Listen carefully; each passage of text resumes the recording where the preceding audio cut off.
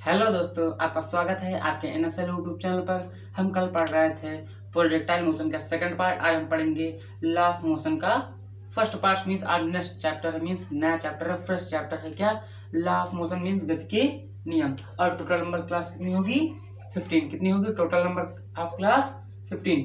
और हमारी पूरी क्लासेस की अपडेट के लिए टेलीग्राम चैनल एनएसएल आप सर्च कर सकते हैं टेलीग्राम पर और ज्वाइन हो सकते हैं। क्लियर? और ये हमारा शक्ति बैच चल रहा है। शक्ति बैच का lecture number 15 means class number 15। और आज हम नेक्स्ट चैप्टर स्टार्ट करेंगे या नेक्स्ट टॉपिक स्टार्ट करेंगे। कौन सा? गति के नियम means law of motion. Clear? तो आइए हम पढ़ते हैं लॉ ऑफ मोशन। अब लॉ ऑफ मोशन क्या होता है? मीन्स गति के नियम। गति के नियम क्या होते हैं? गति के नियम चैप्टर का नाम क्या है? गति के नियम। मीन्स गति के नियम कितने प्रकार के होते हैं? गति के नियम 3 प्रकार के होते हैं। कितने? सबसे पहले यही हम पढ़ते हैं। क्या? गति के नियम कितने होते हैं? 3 प्रकार के होते हैं। क्लियर? गति के नियम कितने प्रकार के होते हैं? 3 प्रकार के। पहला नियम मीन्स गति के नियम को किसने दिया था? न्यूटन ने। किसने दिया था? न्यूटन ने प्रतिपादित किया था। किसने किया था? न्यूटन। मीन्स गति का प्रथम नियम, गति का द्वितीय नियम, गति का तृतीय नियम किसने प्रतिपादित किया या किसने बताया, किसने सजेस्ट किया? वो किसने किया? न्यूटन का। अब गति का प्रथम नियम होता है क्या? गति का प्रथम नियम होता है। प्रथम नियम। अब गति का प्रथम नियम क्या होता है? जब किसी वस्तु को विराम में है तो विराम में रहना चाहिए, गतिशील है तो गतिशील में रहना चाहिए, जब तक उस पर कोई बाह्य बल न लगाया जाए। क्लियर? क्या? गति का प्रथम नियम क्या होता है? जब कोई वस्तु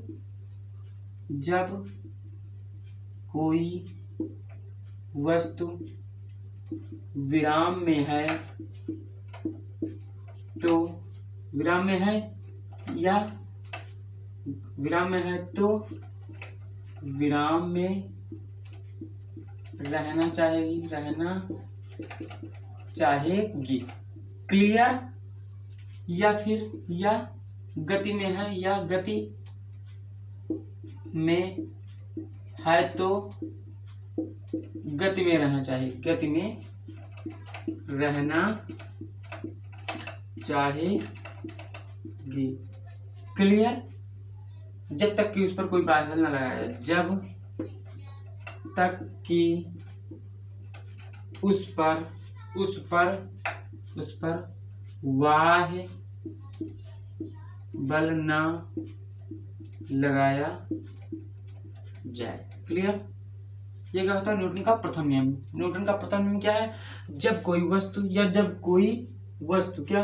कोई वस्तु विराम में है तो विराम में रहना चाहेगी, गतिशील है तो गतिशील में रहना चाहेगी, मीन्स गति में रहना चाहेगी, जब तक कि उस पर कोई एक्सटर्नल फोर्स ना अप्लाई किया जाए, मीन्स एक्सटर्नल फोर्स ना लगाया जाए। वो क्या होता है?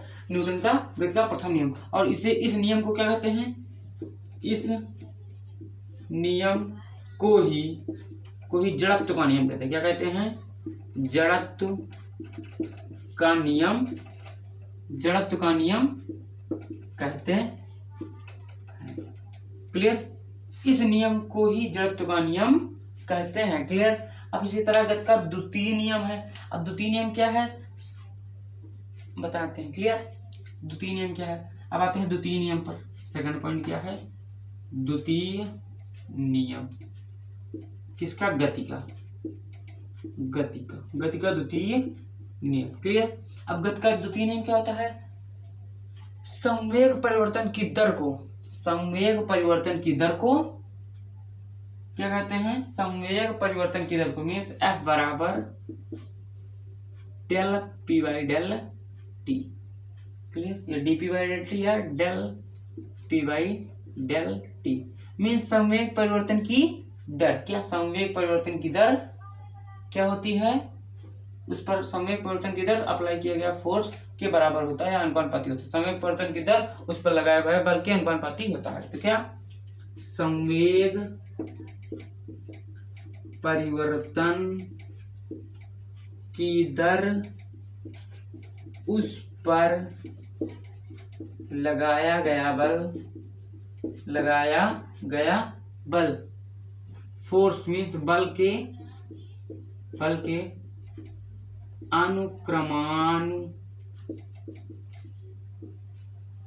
पाती होता है। क्लियर? तो क्या यही है, ये सूत्र है। क्लियर? F बराबर del P by del T बराबर del P by del T या D P by del T. Clear?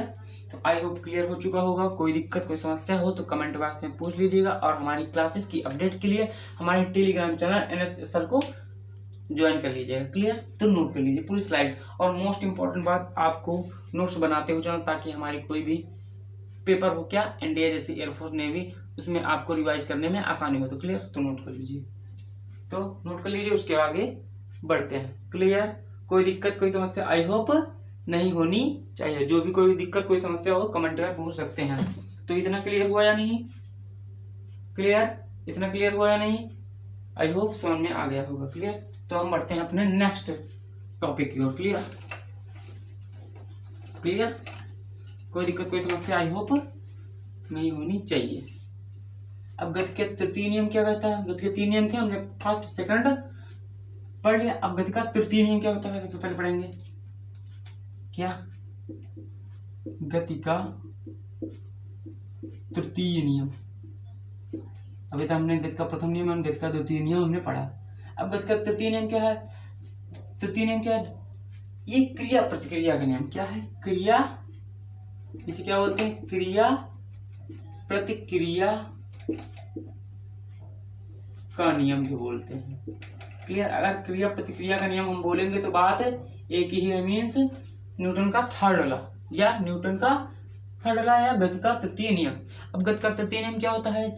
जब एक वस्तु पर क्रिया करते हैं तो वह दूसरी वस्तु पर अपोजिट क्रिया करती है। इस क्रिया को या इस क्लियर इस क्रिया को क्या कहते हैं? गति का तृतीय नियम कहते हैं। मीन्स एक वस्तु दूसरी वस्तु पर, जैसे कोई एक वस्तु है, एक वस्तु क्लियर, और दूसरी वस्तु ये है, अगर ये वस्तु इस पर मीन्स दूसरी वाली वस्तु पर जितना बल लगाएगी, दूसरी वाली वस्तु पहली वाली वस्तु पर उतना ही बल लगाएगी। क्लियर? हमने मान लिया F1, तो इतना ही बल लगाएगी, तो F1 ही तो लगाएगी। मीन्स जिसने इतना बल, मान लीजिए इसने 100 न्यूटन का बल लगाया, तो दूसरी वाली वस्तु भी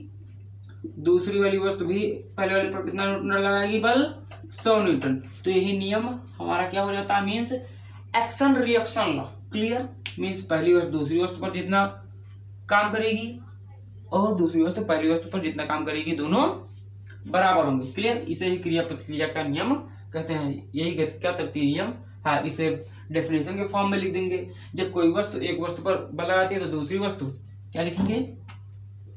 जब कोई वस्तु एक वस्तु पर बल लगाती है तो दूसरी वस्तु पहली वाली वस्तु पर उतना ही बल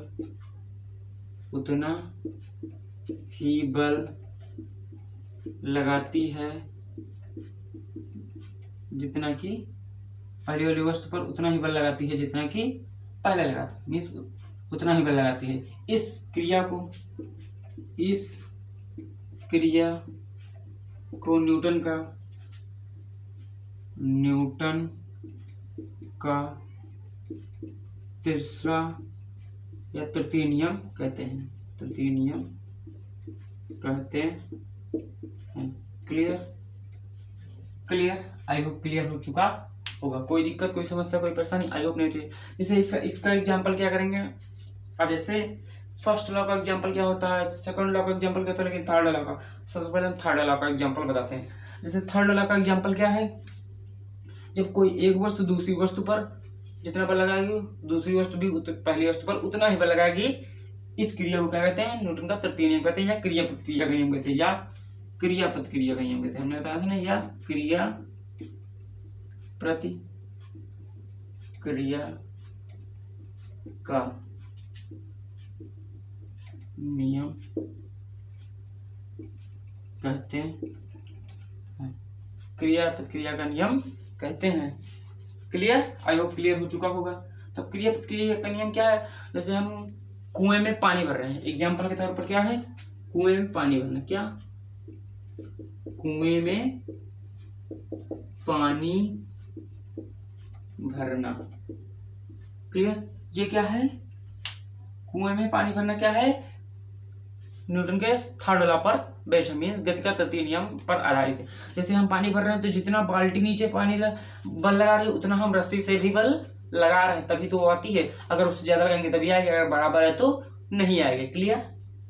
इसी तरह जैसे हम नाव पे चढ़ते हैं तो नाव से चढ़ते हैं, नाव से उतरते हैं, क्या, नाव से उतरते हैं, तो नाव से उतरना, लिख लीजिए अगला एग्जाम्पल, नाव से उतरना, क्लियर। नाव से उतरते समय क्या होता है, जितना हम नाव से मीन्स नाव है, नाव से हमने कूदा, नाव से हम कूदते हैं तो क्या, हमने कूदा मीन्स कूदते, नाव से जब हम कूदते हैं तो नाव पीछे की ओर धक्का देती है, क्यों, ये न्यूटन का तृतीय नियम पर आधारित है, क्योंकि जितना हम नाव पर बल लगा रहे हैं उतना ही हम आगे जाएंगे और नाव भी पीछे जाएगी, तो action reaction law, clear.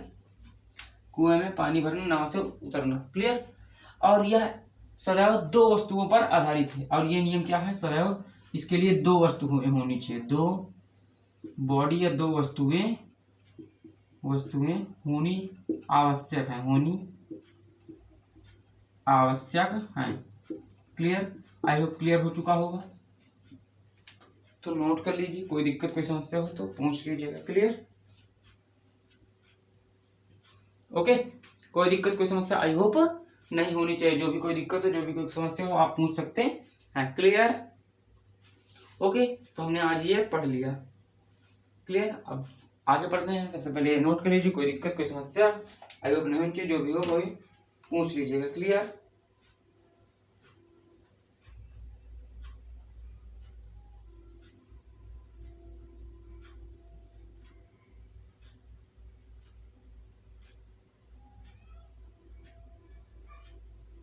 Clear. अब आते हैं अगले पॉइंट पर, क्लियर। अब आते हैं बल, अब सबसे पहले बल पढ़ेंगे, क्लियर। अब आते हैं क्या, बल। अब बल क्या है, सबसे पहले बल मतलब फोर्स, बल मतलब फोर्स, क्लियर, बल मतलब फोर्स। अब बल क्या है, बल वह कारक है, क्या, बल वह कारक है जो किसी वस्तु की स्थिति में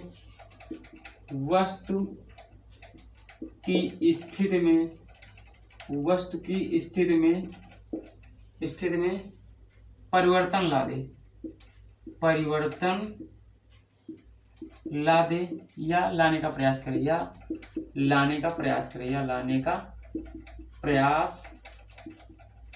करे, बल कहलाता है, क्लियर। अब बल क्या है, बल वह कारक है, मीन्स बल वह फैक्टर है, बल वह कारक है जो किसी वस्तु की स्थिति में परिवर्तन कर दे या परिवर्तन करने का प्रयास करता है, वो बल कहलाता है। बल क्या है, जैसे ये मार्कर है, मार्कर को हमने मारा तो मीन्स मारेंगे तो थोड़ा दूर जाएगा ना, जैसे ये बल है, बल को हमने मारा, यह हाथ है, हाथ को ऐसे ठेला, हाथ है, हाथ को मैंने ऐसे ठेला, हाथ को मैंने कैसे ऐसे ठेला, ऐसे ठेला, तो हाथ यहाँ पर था, ये स्थित है, ये बल हुआ कारक है, जो बल है बल हुआ कारक जो किसी वस्तु की स्थिति में, ये स्थित है, स्थिति में परिवर्तन कर दिया, परिवर्तन करने का प्रयास करे, तो परिवर्तन कर दिया ना, यहाँ से यहाँ तक गया, यहाँ से यहाँ तक गया, तो परिवर्तन कर दिया, ये क्या है, बल है, क्लियर, आई होप क्लियर। जैसे हम किसी को मारते हैं तो क्या है, बल, जैसे हमने किसी को मारा तो क्या है, बल, क्लियर, मीन्स क्लियर, ओके। अब बल का फॉर्मूला क्या होता है, F बराबर ma, क्लियर। F फॉर क्या होता है, बल, M फॉर द्रव्यमान, क्लियर, A फॉर त्वरण, क्लियर। और बल का मात्रक क्या होता है, बल का मात्रक क्या होता है, न्यूटन, क्लियर।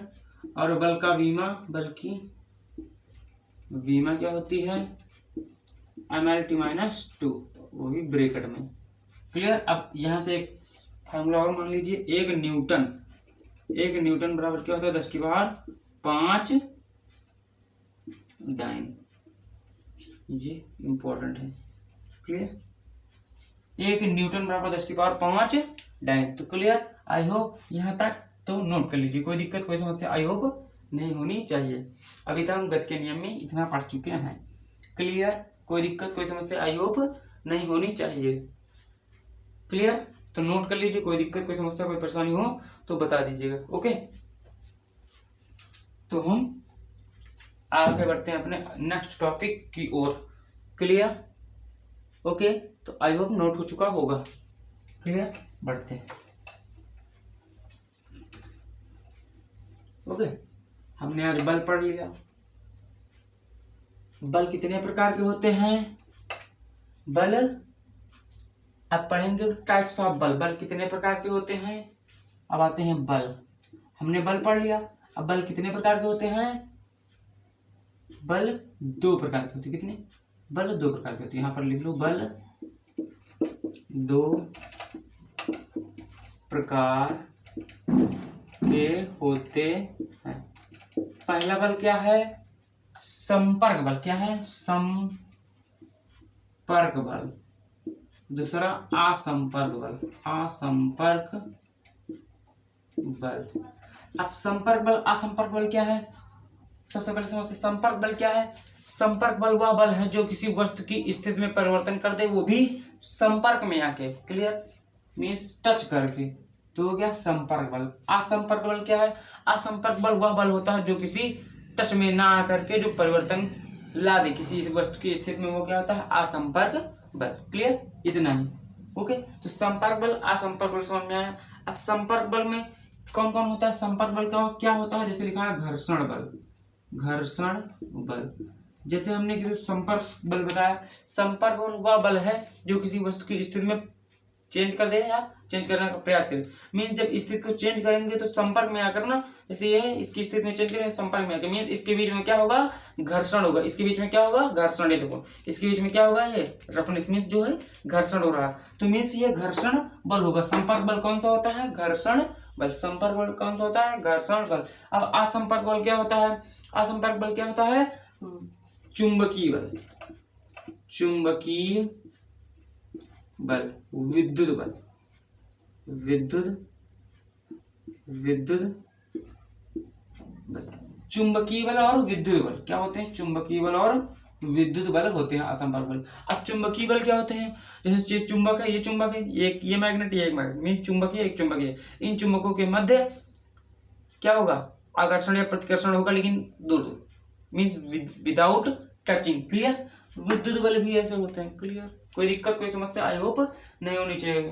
क्लियर, जहां तक हम पढ़ रहे हैं। अब आगे आते हैं नेक्स्ट टॉपिक पर। जैसे हमने बताया था बल 2 प्रकार के, संपर्क बल असंपर्क बल। संपर्क बल क्या होते हैं? घर्षण बल।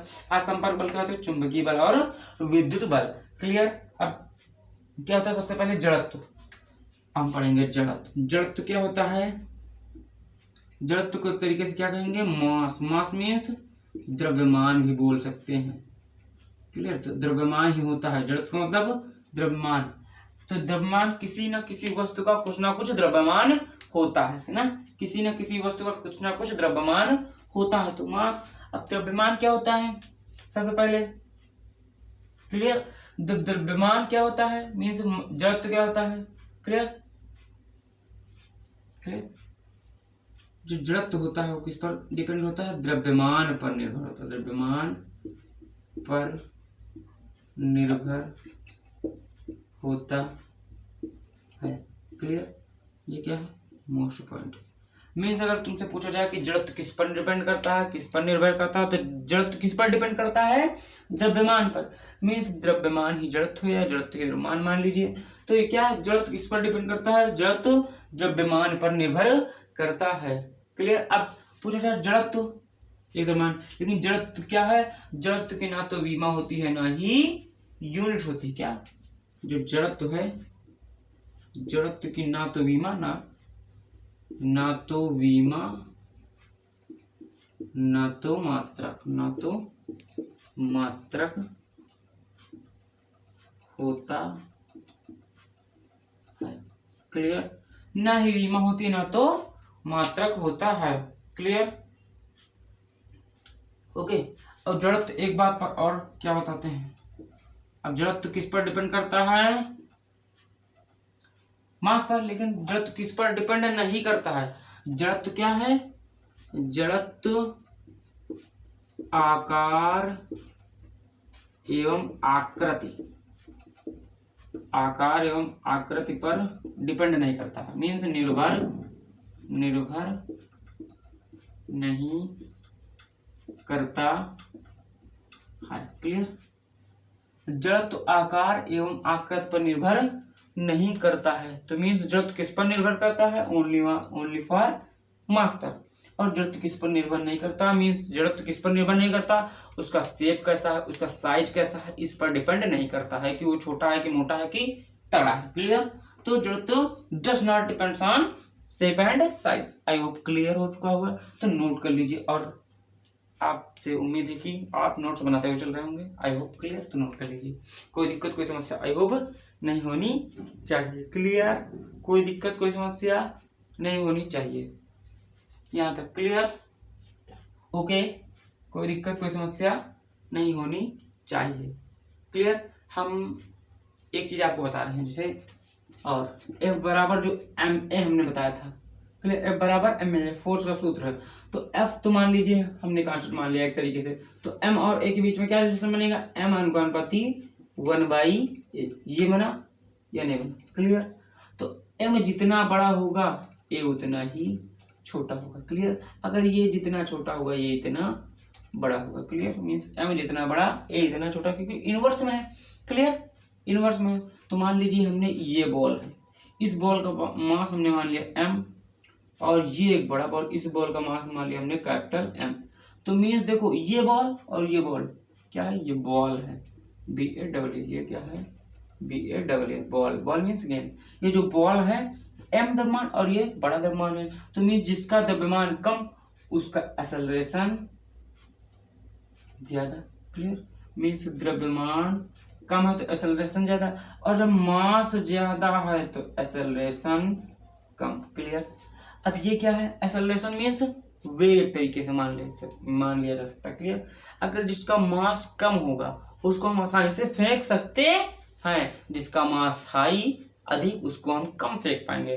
जैसे हम इस पेन को अधिक वेग से फेंक सकते हैं, लेकिन यहीं पर कोई पत्थर आ रहा है इतना बड़ा, तो उसको हम फेंक पाएंगे उतनी गति से? नहीं फेंक पाएंगे ना। तो यही है F बराबर ma, तो m अनुपाती 1/a। जितना मास अधिक उतना एक्सेलरेशन कम, जितना एक्सेलरेशन कम उतना मास अधिक। यही है जस्ट इनवर्स। क्लियर? तो नोट कर लीजिए, कोई दिक्कत कोई समस्या आई होप नहीं होनी चाहिए। ओके, यहां तक आई होप क्लियर हो चुका होगा। कोई दिक्कत कोई समस्या आई होप नहीं होनी चाहिए।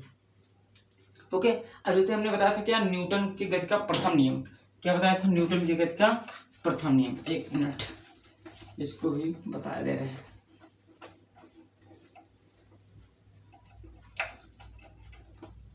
नोट्स बनाते हुए चलना। जैसे लिखा है न्यूटन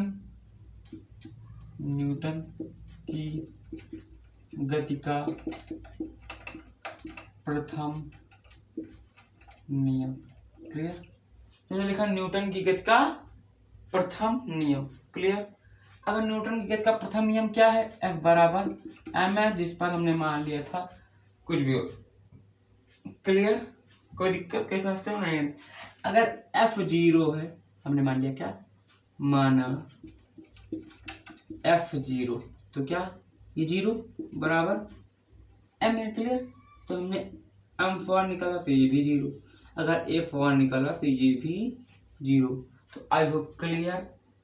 ओके, जब a 0 होता तो हम क्या निकालना चाहते हैं पहले बताओ? a 0 है तो velocity is constant, velocity constant होगी तभी एक्सेलरेशन 0 आएगा। इसीलिए मैं ये पॉइंट बताना चाहता था। मीन्स F बराबर ma, गति का प्रथम नियम या कुछ भी नियम मान लो, या फोर्स मान लो। क्या मान लिया? फोर्स हमने, ओनली फॉर फोर्स। अब फोर्स का फॉर्मूला क्या होता है? F बराबर ma। माना F बराबर 0, मीन्स फोर्स क्या है? 0 है, तो 0 बराबर m है, तो m बराबर भी 0, a बराबर 0। बट a बराबर 0 कब होगा? a बराबर 0 तब होगा जब वेलोसिटी क्या होगी? कांस्टेंट स्पीड होगी, मीन्स कांस्टेंट होगी। नोट पॉइंट में लिख लेना। क्या? अगर a 0 है तो velocity is constant always. Clear.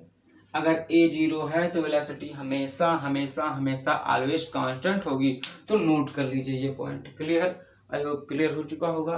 कोई दिक्कत कोई समस्या आई होप नहीं होनी चाहिए। ओके ओके, तो आज के लिए हम यहीं तक, पढ़ते हैं अगले वीडियो में, मिलते हैं अगले वीडियो में। जो भी कोई क्वेरी हो कमेंट में पूछ लीजिएगा। आई होप समझ में आएगा, और आई होप नोट्स बनाते हुए चलना। तो ये हमारा शक्ति व्यवस्था कंप्लीट होगा।